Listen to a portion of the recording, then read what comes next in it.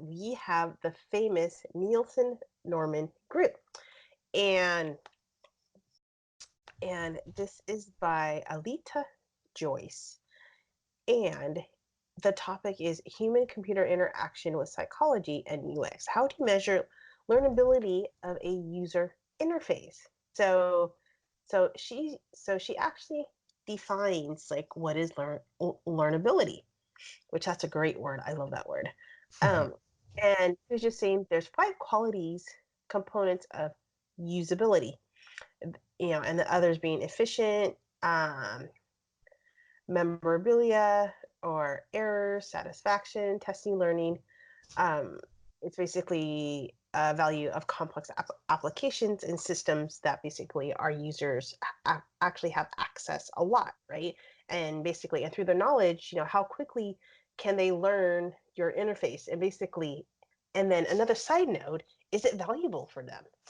Is it, is it easy? Or, it's going to make their life easier, whatever. So anyway, she has a quote in here that's saying learnability considers how easy it is for a user to accomplish a task for the first time they encounter the interface and how many repetition it takes for them to become efficient at that task. And there's always a learning curve to something, right? So so so does that learning curve come with an aspect with a human behavior, or does it come with data from that learning curve? Can they actually identify how long it to takes the users to reach a certain point or a plateau? So she has a chart on the bottom that will tell of a task if they actually run the file of a backup application. And basically, it's just the result of a study that'll be of the learning curve, which plots the task takes over time of a set of number of trials. So as you continue, she talks about learnability versus efficiency. And as she talks about 3 topics, or actually 3 different aspects. First time learnability, steepness of the learning curve, and efficiency of the ultimate plateau.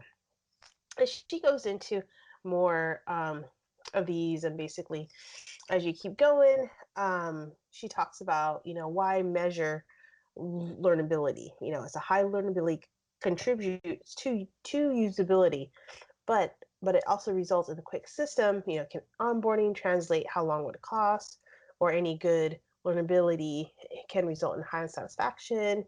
You know, does the user feel really confident in their abilities to actually do something, right? And then she talks about running a learnability study, and she talks in that talks about the participant, and she has all these different steps together, the plot on the data to analyze the curve, and basically she has her conclusion. And what I really like about this conclusion, of what she says, it's kind of like at the last part. Even if you don't conduct a complete learnability research project to plot the full learning curve, thinking about these concepts will help you make the trade-off decisions to design products that target your most important customers, which is true.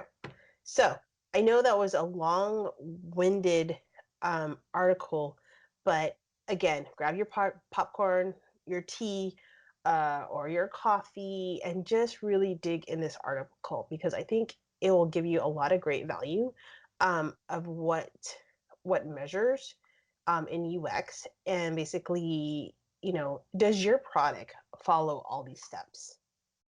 Adam, your thoughts? Awesome. Yeah. Incredible article. It makes a whole lot of sense, right? If your users are too frustrated to use your product, then they're not going to want to use it, right? So making sure that they know how to accomplish tasks is everything. I know for me, I the way so I don't a lot of times, like, I know it was hard for me to figure out, I guess, Snapchat early on, and I think using like the filters on Instagram, those type of things. There's another one, I think so, and then so the way, so I never used the apps for those, or I never wanted to use the apps because I didn't know how to use them. And so the only time I'd get my onboarding was when I'd have get-togethers with family or friends, and I'm like, hey, how do you use that app? And then so you'd have a teachable moment, or you learn something new during get-togethers.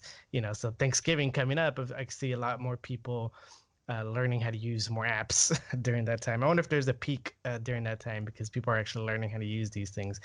And so I could definitely see why learnability is so important.